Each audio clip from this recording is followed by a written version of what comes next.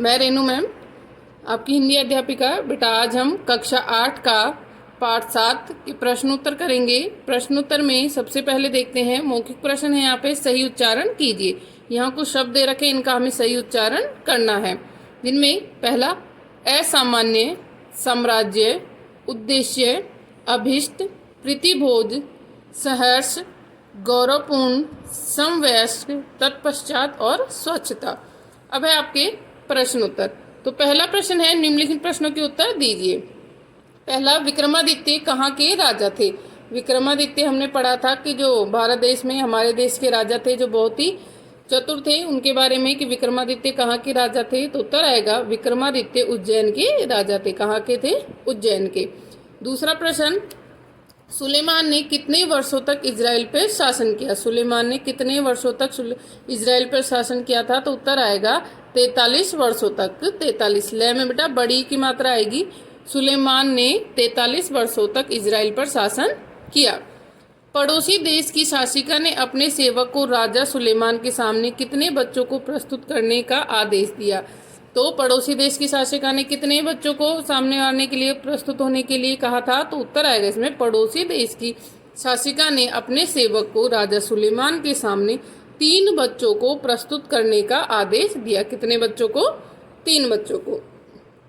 अगला है, सुलेमान ने दूसरे सेवक से क्या लाने का आदेश दिया? सुलेमान ने 2 सेवकों को बुलाया था, जिनमें से पहले को उन्होंने मिट्टी लाने के लिए बोला, तो दूसरे को उन्होंने क्या लाने के लिए बोला था? तो सुलेमान ने दूसरे सेवक को पानी, साबुन और 4 तौलिए लाने के लिए कहा। क्या क्या लाने के लिए कहा? पानी, साबुन और 4 तौलिए। तो ये आपके 4 प्रश्न। आगे हैं सही विकल्प के प्रश्नोत्तर। सही विकल्प में पहला, सुलेमान इजराइल के शासक थे। सुलेमान इजराइल के कौन से शासक थे? पहले, तीसरे या दूसरे? तो कौन से थे? तीसरे। राजा सुलेमान ने राज्य किया, कितने वर्षों तक किया था? 43 वर्षों तक। कितने वर्षों तक किया था? 43 वर्षों तक। अगला, सीबा की रानी राजा सुलेमान के प्रति ईर्ष्या का कारण था उनकी, कि जो सीबा की रानी थी वो सुलेमान से ईर्ष्या क्यों करती थी? उनकी बुद्धिमत्ता की ख्याति के कारण, कि उनकी जो बुद्धिमती, उनकी चतुरता की जो ख्याति यानी प्रसिद्धि थी वो सारी जगह थी, इसीलिए वो उनसे ईर्ष्या करती थी। सीबा की रानी ने राजा सुलेमान को आमंत्रित किया था। किसके लिए आमंत्रित किया था? उन्होंने एक प्रीतिभोज में, यानी खाने के लिए उन्हें आमंत्रित किया था। आगे है प्रश्न हमारा, इस कथा में किस देश के इतिहास से संबंध है? यह कथा किस देश के इतिहास से संबंध है? ये आपके अति लघु उत्तरीय प्रश्न उत्तर हैं, जिनमें आपको 1 या 2 शब्दों में उत्तर देना है। यह कथा किस देश के इतिहास से संबंध है, यानी जो ये कथा है, ये कहानी है, वो किस देश से संबंध है? तो उत्तर क्या आएगा? इजराइल देश के। किस देश के इतिहास से? इजराइल देश के इतिहास से। दूसरा, राजा सुलेमान के पिता का नाम क्या था? राजा सुलेमान थे, उनके पिता का क्या नाम था? तो राजा सुलेमान के पिता का नाम था राजा डेविड। राजा सुलेमान ने कब से कब तक शासन किया? राजा सुलेमान ने 43 वर्षों तक इजराइल पे शासन किया। तो पूछ रहे कब से कब तक किया? तो उन्होंने ईस्वी पूर्व 965 से ईस्वी पूर्व 922। ईस्वी पूर्व का मतलब होता है बेटा कि ये ई होता है, इसका मतलब होता है ईस्वी पूर्व, यानी ईसा मसीह के जन्म से पहले, ईस्वी पूर्व। आगे है आपका अगला प्रश्न, राजा सुलेमान किस बात के लिए प्रसिद्ध थे? राजा सुलेमान थे वो किस चीज़ के लिए प्रसिद्ध थे? तो राजा सुलेमान अपनी बुद्धिमत्ता व न्याय के लिए प्रसिद्ध थे। किसके लिए प्रसिद्ध थे? अपनी बुद्धिमत्ता और न्याय के लिए। आगे, प्रीतिभोज के पीछे रानी का क्या उद्देश्य था? कि रानी ने खाने पर उद्देश्य, जो उसको राजा को बुलाया था, उसके पीछे क्या कारण था? तो राजा सुलेमान की बुद्धिमत्ता की परीक्षा लेना चाहती थी। तो क्या उद्देश्य था? कि राजा सुलेमान की बुद्धिमत्ता की परीक्षा लेना उनका उद्देश्य था। राजा सुलेमान की बुद्धिमत्ता की परीक्षा लेना, यही उनका उद्देश्य था। आगे बेटा लघुत्तरीय प्रश्न उत्तर, निम्नलिखित प्रश्नों के उत्तर 1-2 वाक्य में दीजिए। पहला प्रश्न है, भारतीय इतिहास में कौन सा नरेश अपनी बुद्धिमत्ता के लिए प्रसिद्ध था? भारतीय इतिहास का कौन सा नरेश था जो अपनी बुद्धिमत्ता के लिए प्रसिद्ध था? तो उत्तर आएगा आपका भारतीय इतिहास में उज्जैन के राजा विक्रमादित्य अपनी बुद्धिमत्ता के लिए प्रसिद्ध थे। तो कौन है वो, कौन सा नरेश है? उज्जैन के राजा विक्रमादित्य। तो उत्तर है भारतीय इतिहास में उज्जैन के राजा विक्रमादित्य अपनी बुद्धिमत्ता के लिए प्रसिद्ध थे। दूसरा प्रश्न है, राजा सुलेमान ने किस देश पर कितने समय के लिए शासन किया था? राजा सुलेमान था, उन्होंने कितने समय के लिए शासन किया था? तो राजा सुलेमान ने इजराइल देश पर 43 वर्षों तक शासन किया था। राजा सुलेमान ने इजराइल देश पर के किस देश पर? तो उत्तर आएगा इजराइल देश पर। और कितने समय के लिए किया था? तो 43 वर्षों के लिए शासन किया था। तो उत्तर आ जाएगा आपका कि राजा सुलेमान ने इजराइल देश पर 43 वर्षों के लिए शासन किया। अगला प्रश्न है, सीबा की रानी राजा सुलेमान से ईर्ष्या क्यों करती थी? कि सीबा की जो रानी थी वो राजा सुलेमान से ईर्ष्या क्यों करती थी? क्योंकि राजा सुलेमान उस समय के चतुरतम व्यक्ति थे। क्या उत्तर आएगा इसमें? क्योंकि सीबा की रानी राजा सुलेमान से ईर्ष्या इसलिए करती थी क्योंकि राजा सुलेमान उस समय के चतुरतम व्यक्ति थे। क्योंकि राजा सुलेमान उस समय के चतुरतम व्यक्ति थे। कि सभी लोग ये बोलते थे कि राजा है वो सबसे चतुर व्यक्ति हैं, इसीलिए बुद्धिमान है, इसीलिए उनको उस बात से ईर्ष्या होने लगी। आगे है, सीबा की रानी का राजा सुलेमान की परीक्षा के पीछे क्या उद्देश्य था? कि जो रानी थी वो राजा सुलेमान की परीक्षा लेना क्यों चाहती थी, उसका क्या कारण था? तो उत्तर आएगा कि सीबा की रानी का राजा सुलेमान की परीक्षा के पीछे उद्देश्य था कि राजा सुलेमान की बुद्धिमत्ता की बात को गलत सिद्ध करना चाहती थी। का उसका उद्देश्य क्या था? कि सीबा की रानी का सुलेमान की परीक्षा के पीछे क्या उद्देश्य था? तो राजा सुलेमान की बुद्धिमत्ता की बात को गलत सिद्ध करना। कि जो उनकी बुद्धिमानी की बात सभी जगह फैल रही थी उस बात को गलत सिद्ध करना चाहती थी। इसीलिए उन्होंने क्या किया था कि कठिन से कठिन योजना बनाई थी, समस्या रखी थी ताकि वो उसको हल ना कर सके। तो उनका उद्देश्य यही था कि उनकी बुद्धिमत्ता की जो बात फैली हुई है चारों तरफ उस बात को गलत सिद्ध करना। अगला प्रश्न है, सीबा की रानी स्त्रियों के किस गुण से अनभिज्ञ थी? तो उत्तर आएगा सीबा की रानी स्त्रियों के स्वस्थता तथा सज्जा के गुण से अनभिज्ञ थी। कि जब राजा सुलेमान उन लड़कियों का पता कर देता है कि इनमें कौन सी दो लड़कियां हैं, तब वो रानी से कहते हैं कि क्या आपको स्त्रियों के गुण से अनभिज्ञ है? तो वो कौन सा है? वो गुण थे स्वच्छता और सज्जा। स्वच्छता यानी कि साफ सफाई और सज्जा यानी कि सजावट। तो जो सीबा की रानी थी वो दोनों ही इन गुणों से अनभिज्ञ थी। अगला प्रश्न है, राजा सुलेमान ने लड़कियों को किस तथ्य के आधार पर पहचाना? तो उत्तर आएगा राजा सुलेमान ने लड़कियों को किस तथ्य के आधार पर पहचाना? कि दोनों लड़कियों ने अपने हाथ है वो कोहनियों तक खूब मल कर धोए थे और उन्हें तौलिए से भली भांति साफ किया था। इसी तथ्य के आधार पर राजा ने लड़कियों को पहचाना था। कि वो बताते हैं उन्हें कि दोनों ही लड़कियों ने हाथ अपने कोहनियों तक धोए थे और इसके साथ साथ में उन्होंने तौलिए से भी उसे भली भांति साफ किया था। लेकिन जो लड़के थे वो क्या करते हैं, सिर्फ आगे आगे से अपने हाथ धोते हैं और तौलिए से भी जल्दी जल्दी वो पहुँच लेते हैं। इसीलिए वो पहचान गए थे कि जो लड़कियाँ हैं वो कौन है और लड़के कौन है। अगला प्रश्न है आपका लघु दीर्घ प्रश्न उत्तर में है, राजा सुलेमान का चरित्र चित्रण कीजिए। बाकी के दो बेटा हम कल करेंगे, आज करते हैं सिर्फ ये कि राजा सुलेमान का चरित्र चित्रण कीजिए। कि राजा सुलेमान के चरित्र के बारे में हमें बताना है। तो उत्तर है, राजा सुलेमान एक बहुत ही चतुर और बुद्धिमान राजा थे। राजा सुलेमान थे वो बहुत ही चतुर और कैसे थे, बुद्धिमान राजा थे। उन्होंने 43 वर्षों तक इजराइल पर शासन किया। उन्होंने 43 वर्षों तक इजराइल पर शासन किया। अपने शासनकाल में उन्होंने महान काम किए जिनके कारण उनका नाम विश्व इतिहास में अमर हो गया। और उन्होंने अपने शासनकाल में अनेक ऐसे काम किए जिनके कारण उनका जो नाम है विश्व इतिहास में अमर हो गया। उनके न्याय और बुद्धिमत्ता के किस्से जगह जगह चर्चित होने लगे और इसी कारण से उनके जो न्याय थी, जो न्याय करने के तरीका और जो बुद्धिमानी थी, उनके किस्से थे वो जगह जगह पर चर्चित होने लगे। तो इसीलिए कि वो कैसे व्यक्ति थे, चतुर थे और वो बुद्धिमान व्यक्ति थे। अब बेटा आपका मैंने आपको पार्ट 6 में एक प्रश्न कराया था, लघु उत्तरीय प्रश्न, जिसके अंदर प्रश्न था आपका कि सच्चे संत का स्वभाव किस प्रकार पेड़ के समान होना चाहिए। बेटा मैंने गलती से आपको गलत उत्तर लिखवा दिया तो आप उसको सही कर लेना कि सच्चे संत का स्वभाव किस पेड़ के समान नहीं है। उत्तर प्रश्न ये है कि सच्चे संत का स्वभाव किस प्रकार पेड़ के समान होता है। कि जिस प्रकार से पेड़ का स्वभाव होता है उसी प्रकार संत का स्वभाव किस तरह से होता है। तो उत्तर आएगा इसमें, जिस प्रकार पेड़ सभी को फूल और फल देते हैं और पत्थर मारने पर भी वो क्या देते हैं, हमें फल ही देते हैं, उसी प्रकार से सच्चे संत सदैव दूसरों के हित और भलाई के लिए ही काम करते हैं, चाहे उनके साथ कोई कितना भी बुरा व्यवहार क्यों ना करे, वे उनका भला ही चाहते हैं। तो बेटा आप सभी इसको सही नोट कर लेना नोटबुक में। Thank you.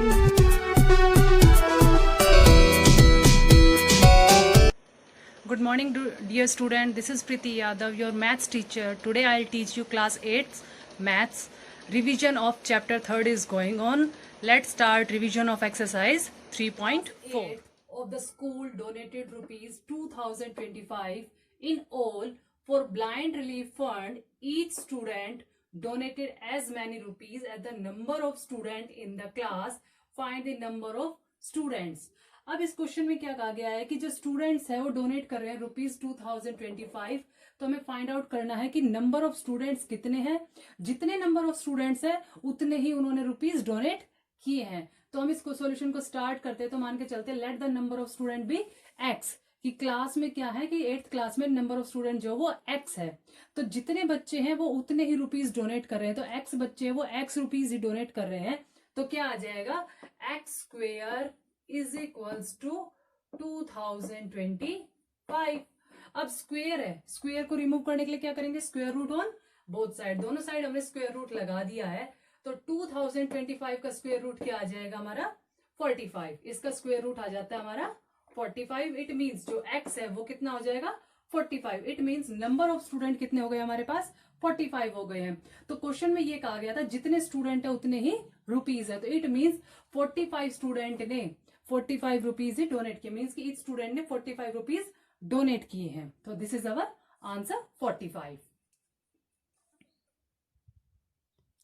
Now question number 2, 5776 soldiers are to be arranged in such a way that each row has a many soldiers as the number of rows. Find the number of soldiers in each row. अब question में क्या कहा गया है कि 5776 soldier जो है वो अरेंज किए गए रोज में, तो हमें फाइंड आउट करना है कि कितनी रोज है और उनमें कितने सोल्जर्स हैं। तो हम कंसिडर कर लेते हैं let the number of soldiers in each row is equal to x, कि जो रो है हर एक रो में एक्स सोल्जर है, हर एक लाइन में एक्स सोल्जर हो गए हैं, तो जो टोटल नंबर ऑफ रोज है वो भी क्या हो गई एक्स है हमारी। क्वेश्चन के अकॉर्डिंग हमारी यही स्टेटमेंट कहा गया है कि हमने मान के चले हैं कि सोल्जर भी एक्स और नंबर ऑफ रोज भी एक्स हो गई है। तो अकॉर्डिंग टू क्वेश्चन करेंगे हम कि number of soldier multiply by total number of rows means x square is equals to 5776 आ जाएगा। अब स्क्वेयर को रिमूव करने के लिए क्या करेंगे, अंडर दी रूट लगाएंगे यहाँ पे। So x square is equals to 5776 square root on both side, root से रूट कैंसिल हो जाएगा। 5776 होता है हमारा रूट किसका आ जाएगा 76 का आ जाएगा। इट मींस जो नंबर ऑफ सोल्जर्स है इन ईच रो इज 76, जो नंबर ऑफ सोल्जर्स है वो कितने आ गए हमारे 76 हो गए हैं। Next question, the area of a square park is 16,384 meters square. Find the length of wire required to fence it 4 times. हमें क्वेश्चन में कहा गया है कि जो एक स्क्वायर पार्क है, एक हमारा स्क्वायर पार्क है, इस टाइप से मान के चलते हैं, तो जो इसका एरिया है वो है 16,384 मीटर स्क्वायर, इसका हमें एरिया गिवन है। तो हमें जो वायर कर लगानी है, इसके चारों तरफ जो वायरिंग करेंगे, हमें उस वायर की लेंथ फाइंड आउट करनी है, और लेंथ फाइंड आउट करने के बाद उसमें कहा गया है कि जो वायरिंग है वो हमें 4 टाइम्स करनी है इसके ऊपर। इसका मतलब हमें 4 से मल्टीप्लाई करना पड़ेगा, एक बार निकालने के बाद उसको हम 4 से मल्टीप्लाई करेंगे, तो हमें एरिया ऑफ स्क्वायर गिवन है। एरिया ऑफ स्क्वायर का फॉर्मूला क्या होता है, साइड मल्टीप्लाई बाय साइड होती है। तो इसका सोल्यूशन हम स्टार्ट करते हैं। एरिया ऑफ स्क्वायर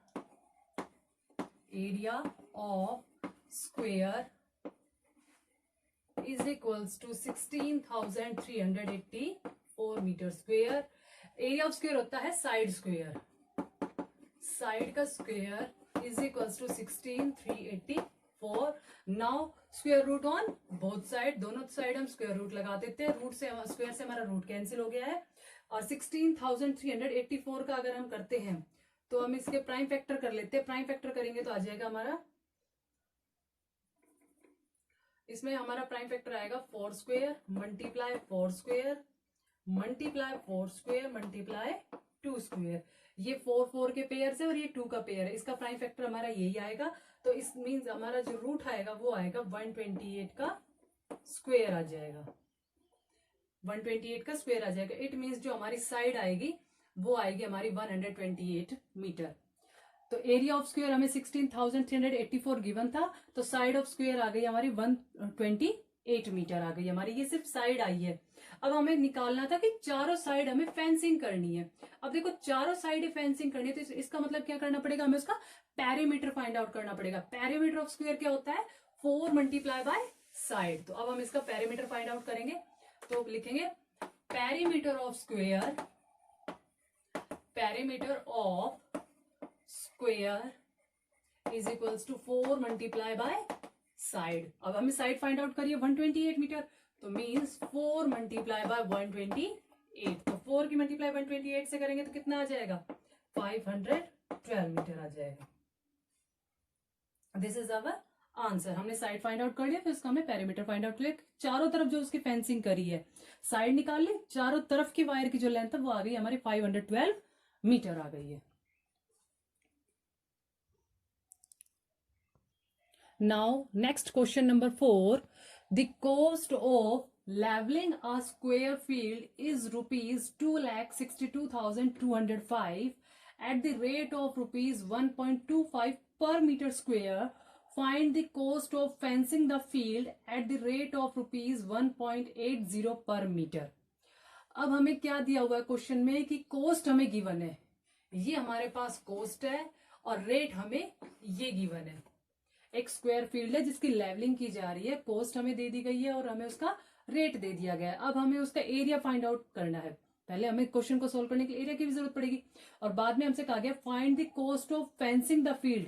जो स्क्वायर फील्ड है, ये हमारी स्क्वायर फील्ड है, इसके हमें चारों तरफ जो फेंसिंग करनी पड़ेगी उसकी जो कॉस्ट है, रेट होगा उसका 1.80 पर मीटर स्क्वायर पर मीटर होगा, 1.80 पर मीटर होगा। तो हमें वो भी फाइंड आउट करना है। तो सबसे पहले क्या करेंगे, हम इसका एरिया फाइंड आउट करेंगे। और एरिया क्या होता है, एरिया होता है हमारा कोस्ट अपॉन में rate.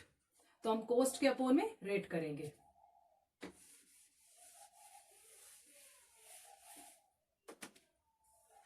Area of a square field, square field is equals to 2,62,205 is divided by 1.25। इससे हम इसको डिवाइड कर देते हैं, तो डिवाइड करके जो हमारा आंसर आएगा वो आएगा 209764। ये हमारा आंसर आ जाएगा, इतना हमारा एरिया आ जाएगा।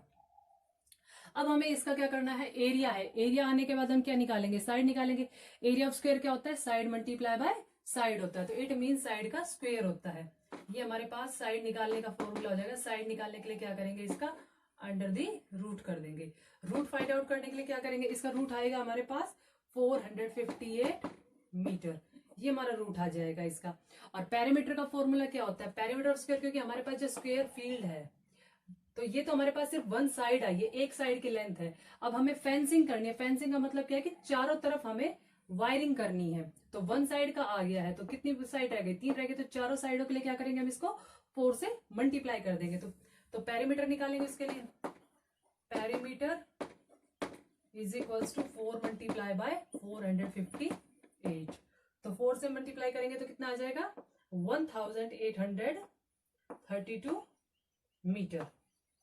जो इसके चारों तरफ की लेंथ होगी, मींस कि जो पेरीमीटर आ गया स्क्वायर फील्ड का, जो फेंसिंग करेंगे, जो वायर की जो लेंथ होगी वो आएगी हमारी 1832 मीटर की आएगी।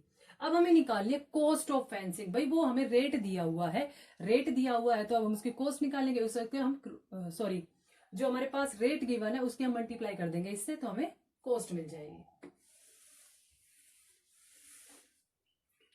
अब हमें निकालना है cost of fencing. Cost of fencing क्या हो जाएगी, अभी हमने जो पेरीमीटर फाइंड आउट किया है, this perimeter is multiply by rate. Rate हमें कितना गिवन है, 1.80 से हम इसको मल्टीप्लाई कर देते हैं। मल्टीप्लाई करेंगे तो हमारी कॉस्ट क्या आ जाएगी, 3297.6 रुपीज आ जाएगी, ये हमारी कॉस्ट आ जाएगी। आई होप आपको ये क्वेश्चन समझ आ गया है। आप अपनी नोटबुक में कंप्लीटली रिवाइज करेंगे एक्सरसाइज 3.4 को, और नेक्स्ट लेक्चर में हम करेंगे चैप्टर 4 का रिवीजन स्टार्ट करेंगे। Thank you.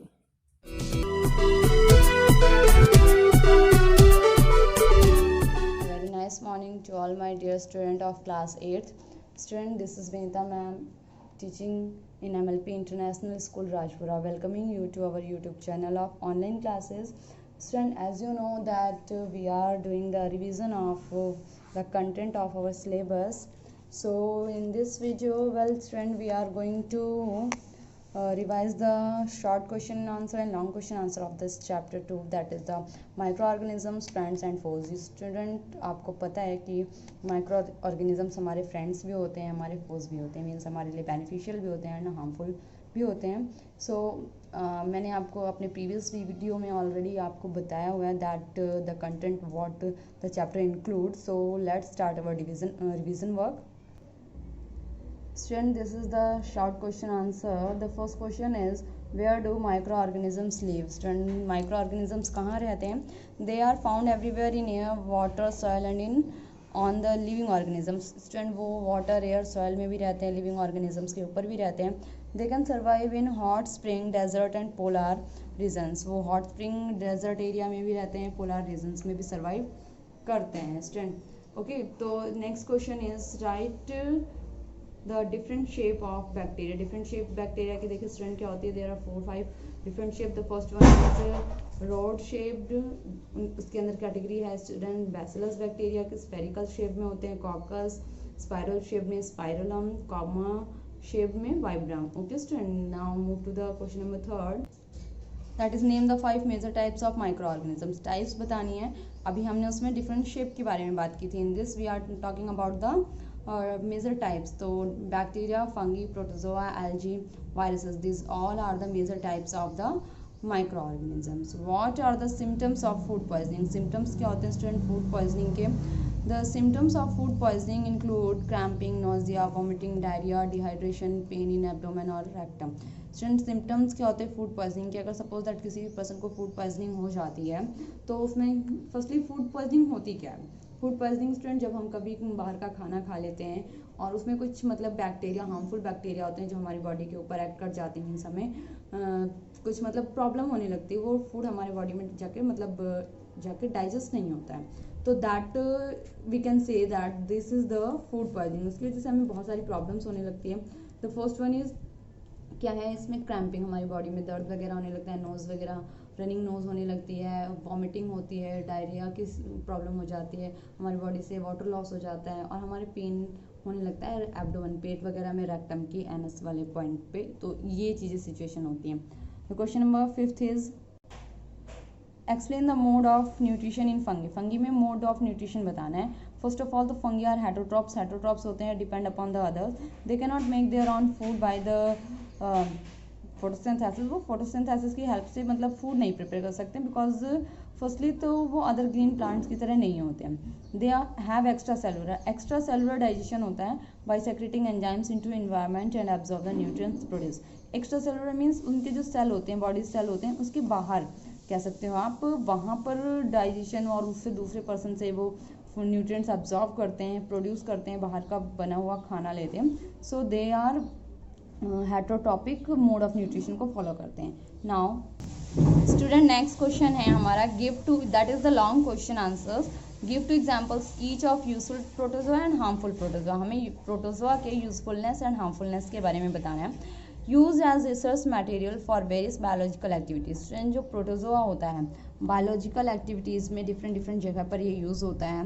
Help in final degradation waste, और जो फाइनली डिग्रेडेशन हो रहा होता है वेस्ट मटेरियल, जो सीवेज सिस्टम से निकला हुआ वेस्ट होता है, उसका जो फाइनली डिग्रेडेशन होता है वो प्रोटोजोआ करता है। Maintain a link between aquatic food chain, और जो आप ये देख रहे हैं algae eaten by protozoa, protozoa eaten by bigger animals, तो ये एक फूड चेन में हेल्प करता है। सो ये इसकी यूजफुलनेस है।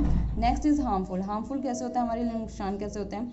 अमीबा हमारे लार्ज इंटेस्टाइन में जाता है अगर प्रोटोजोआ जो है वो एक मतलब प्रोटोजोआ में अमीबा एक प्रोटोजोआ की काइंड है कह सकते हो आप। जब ये हमारे लार्ज इंटेस्टाइन में जाता है तो हमारे बॉडी में ब्लीडिंग होने लगती है, बॉडी से ब्लीडिंग होने लगती है एंड डायरिया जो हमें जिसे हम अमोबिक डायसेंट्री बोलते हैं, डायरिया की सिचुएशन हो जाती है स्टूडेंट। नेक्स्ट है आपका प्रोटोजोआ। अगर हम प्रोटोजोआ में ट्राइपैनोसोमा की बात करें तो ये हमारे और ह्यूमन बॉडी के प्लस में कैटल्स की मतलब जो ब्लड होती है उसमें चले जाते हैं और ये एक मतलब ऐसी प्रॉब्लम क्रिएट करते हैं जिसमें कि पर्सन को या एनिमल्स को अफ्रीकन स्लीपिंग सिकनेस मतलब कुछ सोने की सी बीमारी हो जाती है, आप कह सकते हो। उसमें सोने के लिए मतलब दिक्कतें आने लगती हैं या फिर पर्सन जागते जाते भी सोने लगता है, कुछ इस टाइप की सिचुएशन होती है। क्वेश्चन नंबर सेकंड है beneficial action of bacteria. Now हमें बेनिफिशियल एक्शन बताना है बैक्टीरिया के बेनिफिट्स कैसे होते हैं, बैक्टीरिया के डिफरेंट ऑफ फंगी एल्जीन के बारे में। तो बैक्टीरिया जो होता है स्टूडेंट, लैक्टोबैसिलस बैक्टीरिया जो होता है वो कर्ड बनाने में, दही बनाने में हेल्प करता है मिल्क से। और नाइट्रोबैक्टर ये नाइट्रोफिकेशन में जो प्रोसेस होता है नाइट्रोजन फिक्सेशन का उसमें हेल्पफुल होता है बिकॉज नाइट्रिफिकेशन प्रोसेस में हेल्प करता है। Bacteria also help in rotting of flax and jute. जो फ्लैक्स प्लांट से, जो लिनेन प्लांट से फ्लैक्स लिया जाता है और जूट की जो रोटिंग की जाती है जिसको सड़ा करके हम मतलब एक कहते हैं आप जूट की रस्सी तैयार करते हैं, उसमें ये बहुत ही ज़्यादा हेल्पफुल होता है। नेक्स्ट है student fungi use in making antibiotics बनाने में, पेनिसिलियम में, ब्रीवरी बेकरी में फंगी का यूज़ होता है। Converting organic matter into humus, organic matter से ह्यूमस में कन्वर्ट करने में ये हेल्पफुल होते हैं। नेक्स्ट है आपका एल्जी, ब्लू ग्रीन एल्जी जो होते हैं वो फूड प्रोवाइड करते हैं एक्वेटिक एनिमल्स को। और प्लस में ये मॉस्किटो जो होता है, अगर ब्लू ग्रीन एल्जी हैं तो ये मॉस्किटो जो लार्वा होता है उनको किल करते हैं। और अगर एंड अल्गिन, ये 2 टाइप्स के ऐसे एल्जी हैं जो कि मेडिसिन में, कॉस्मेटिक्स में, फूड में यूज़ होते हैं, फूड वगैरह प्रिजर्वेटिव्स वगैरह में। Next is question number third, define food poisoning क्या होती है। Food poisoning is an illness, एक ऐसी प्रॉब्लम होती है जो कि हम जो फूड खाते हैं, अगर हमारा जो फूड है उसमें बैक्टीरिया, वायरस, पैरासाइट्स या कुछ टॉक्सिन मतलब आप कह सकते हो केमिकल्स वगैरह ऐसे होते हैं जो कि जम्स मतलब उसके अंदर हो जाते हैं जिसकी वजह से, तो उसकी वजह से जो प्रॉब्लम होती है हमें that is the food poisoning.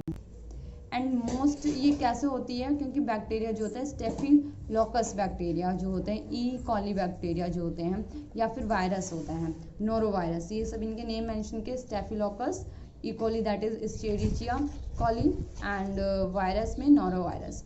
In bacteria virus की वजह से फूड पॉइजनिंग हमें होती है।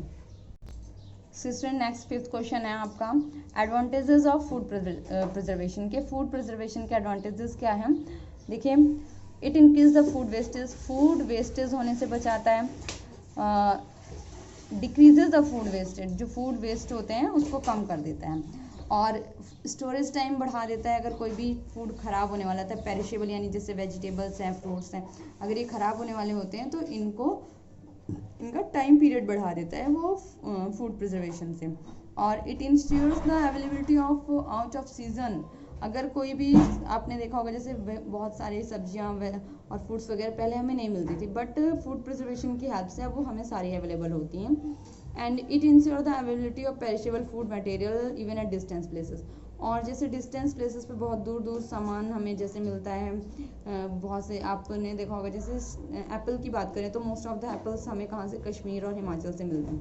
तो सो स्टूडेंट क्या होता है कि वो डिस्टेंस प्लेसेस दूर से भी हमारे पास अवेलेबल हो जाते हैं। तो ये सारी चीज़ें जो हैं हमारी, वो हमारे बेनिफिट्स हैं फूड प्रिजर्वेशन के।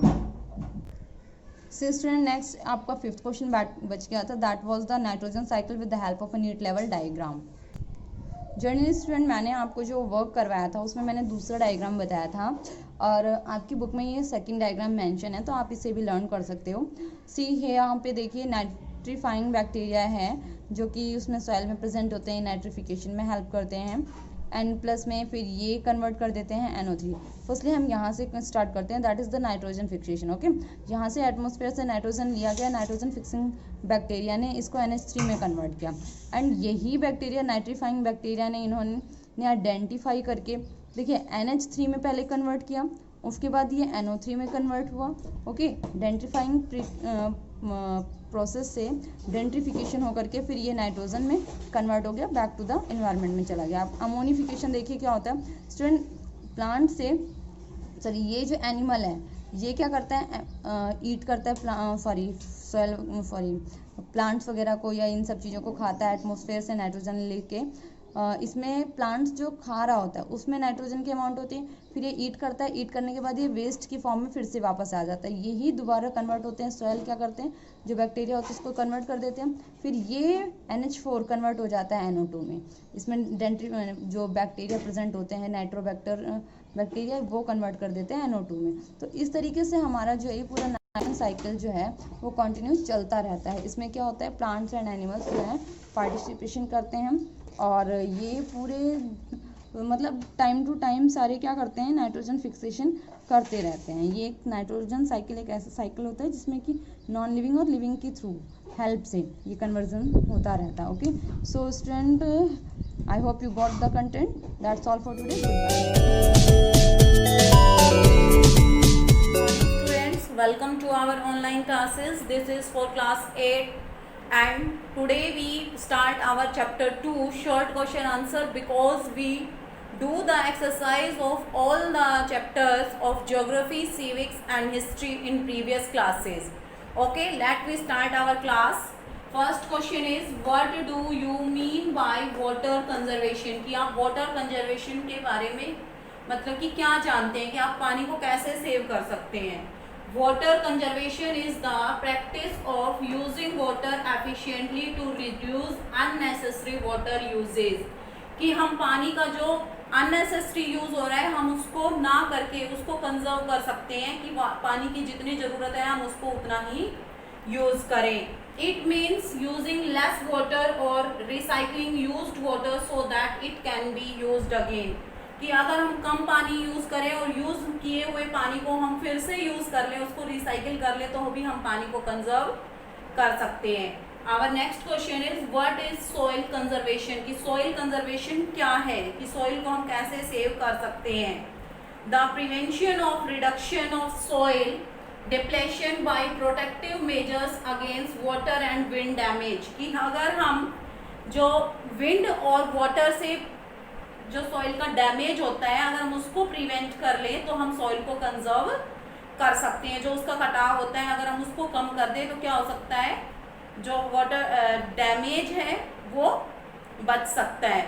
तो our third question is name the types of soil found in India, कि भारत के अंदर कौन कौन सी सॉइल पाई जाती है। तो alluvial soil, red soil, sandy soil, black soil, laterite soil, mountain soil, ये सारी सॉइल्स इंडिया के अंदर पाई जाती हैं।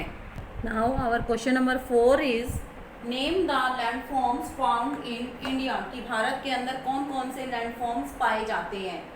Answer is first plain, second plateau, third mountains. Fifth question is what are plateaus, कि प्लेट्यूज क्या होते हैं।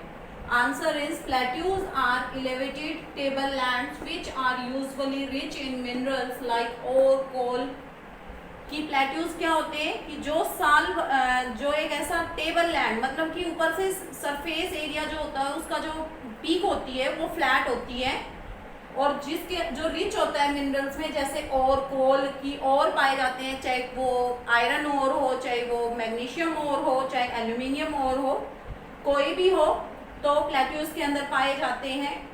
Question number 6 is what do you mean by perennial river, कि पेरेनियल रिवर क्या होती है।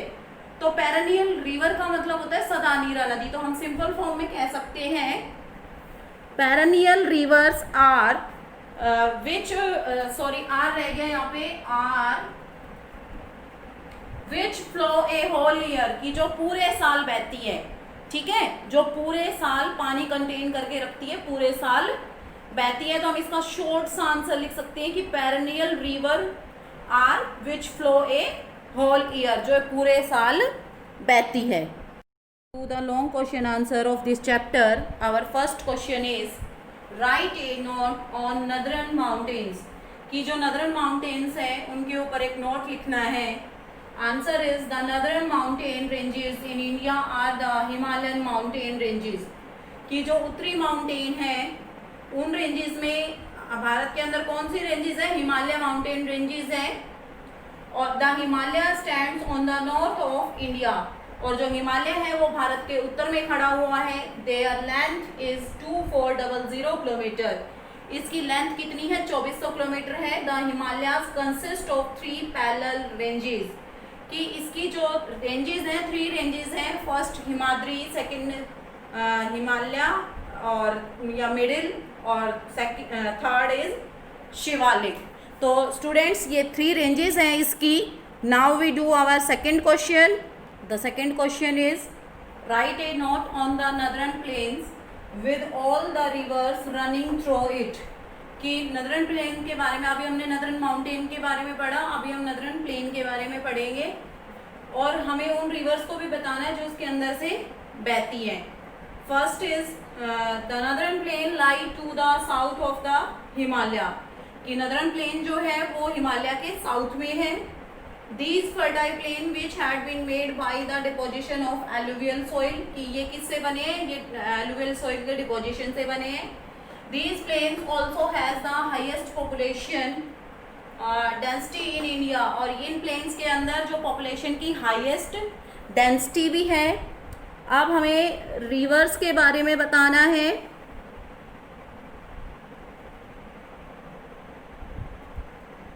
The rivers are इंडस की tributaries हैं झेलम, चिनाब और रावी। इसके अलावा सतलुज भी है, और गंगा रिवर है जिसकी ट्रिब्यूटरीज हैं Yamuna and Chambal. Now our next question is write a note on the plateau and the coastal plains. तो बेटा मैं आपको बता देती हूँ कि plateaus are elevated tablelands which are usually rich in minerals like iron ore, magnesium, coal and bauxite. And अगर आपसे कोस्टल प्लेन्स का भी पूछा है इसमें, तो coastal plains have been formed by the deposition of alluvium which has been brought down by the river. Coastal plains are present at both the eastern and western coast of the Indian peninsula, की जो India है अपना, ये आप देख सकते हैं कि जैसे ये इंडिया है यहाँ पे, तो इसके जो ये कोस्टल एरियाज़ हैं, यहाँ पे कोस्टल एरिया का डिपोजिशन होता है, यहाँ पे ये कोस्टल प्लेन्स हैं जो बनते हैं। Now our next question is write about the sources of water and it ways of conservation, कि वाटर के सोर्सेज बताने हैं और उसका कंजर्वेशन बताना है। तो वाटर के सोर्सेज हैं, ये आपके सोर्सेज ऑफ वाटर है, जैसे रेन है, अंडरग्राउंड वाटर है, रिवर है, लेक है। और आपसे कंजर्वेशन ऑफ वाटर पूछा है तो हम रेन हार्वेस्टिंग करके वाटर को कंजर्व कर सकते हैं, डिप इरिगेशन के द्वारा कर सकते हैं, डैम बना के कर सकते हैं, बिल्ड डैम्स ऑन रिवर्स, ताकि पानी को वेस्ट होने से बचाया जा सके। तो ये सारे वेज हैं कि हम कंजर्व कर सकते हैं। जब और भी कि जो पानी वेस्ट हो रहा है हम उसको वेस्ट ना होने दें, जो रिवर्स का पानी है जो इधर उधर फैल रहा है उसको हम जो कैनाल्स हैं वो बना के उनको अपने खेतों तक लेके जा सकते हैं, इरिगेशन में हम उसको यूज़ कर सकते हैं। Now our next question is describe the layers of the soil, हमें सॉइल की जो लेयर्स हैं उनको डिस्क्राइब करना है।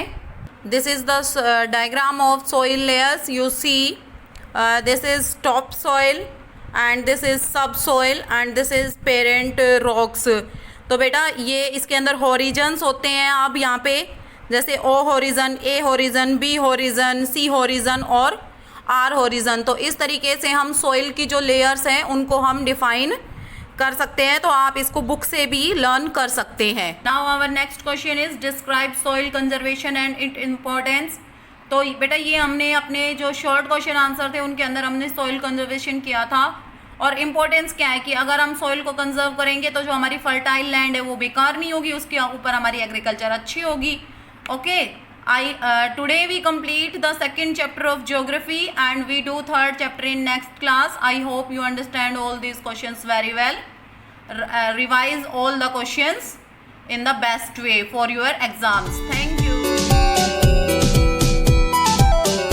Welcome to our YouTube channel. This is for 8th class, and yesterday we start with the models. Now today I will tell you some another different models. Here we have sea, shell, are will. Shall and will, how you are going to use? Shall is used with the first form, first person. You can see here, shall be used with first person with command. Command example is you shall leave the room at once. I am writing on the notebook. You will just open your book and write it down from there. And no need to write it down this how we are going to use. You will just do your book exercises only. This is for understanding. आपको समझाने के लिए I have write it in your in the notebook, but you will write it down only book exercise of your chapter. So shall is used with command. Command के साथ shall use होगा. And example is you shall leave the room at once. Promise, command दी है उसको कि तुम्हें ये room एक बारी में ही खाली मतलब छोड़कर जाना है. Promise, you shall be rewarded. ये प्रॉमिस है कि तुम्हें रिवॉर्ड ज़रूर मिलेगा. Threat, trees passers shall be prosecuted. Threat मतलब होता है कि आपको ये धमकी दी जा रही है. कंपल्शन, ज़रूरी. I will have to finish this work. Now next is would. Would is the past tense of will, and will is also used with the second and third person. will हम कब use करते हैं? Second और third person के साथ use करते हैं. as if with first person we are using shall. And examples are like this only, and will is also used as shall used. So next is would. would होता है something related to future but spoken in past. यानी कि जब हम किसी से related बात करते हैं कि कोई वो काम भविष्य में होने वाला है लेकिन हम उसके बारे में हम पास्ट में बात करते हैं, उसे हम वहाँ पे हम would यूज़ करते हैं. Like this we are having past habit. अगर हमारी कोई पास्ट हैबिट है तो उसके लिए I would go to school by bus. Wish के साथ हम यूज़ करते हैं would. I wish India would become a developed country soon. ये देखो यहाँ पे इसने फ्यूचर के बारे में बात की है, लेकिन यहाँ पे हम पास्ट के बारे में भी बात कर रहे हैं. So we will use wood. Next is also the example of I would like to talk to the manager. कि मुझे मैनेजर से बात करनी है. Now like this you are having different models. You are used to have to. We will discuss one by one so that you will revise carefully and learn also. तो जो जिससे तुम्हें समझ में भी अच्छे से आएगा. We will do one by one. Now students, how we will do your work? Write it down the chapter name. How we are going to start with your work? First of all, write it down the chapter, which chapter we are doing with, the name of the chapter, model, then define of model,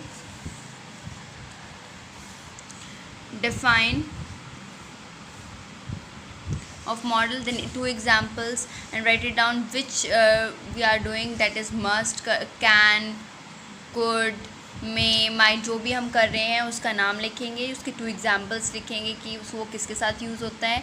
then write it down the another name, then two examples. like this you will do your work, and at the end we are going to use with the book exercise हम at the end करेंगे chapter के. जब हमारे पास सारे चाबी ये complete हो जाएंगे, then we will start with the book exercise. Thank you everyone. I hope you understand this video.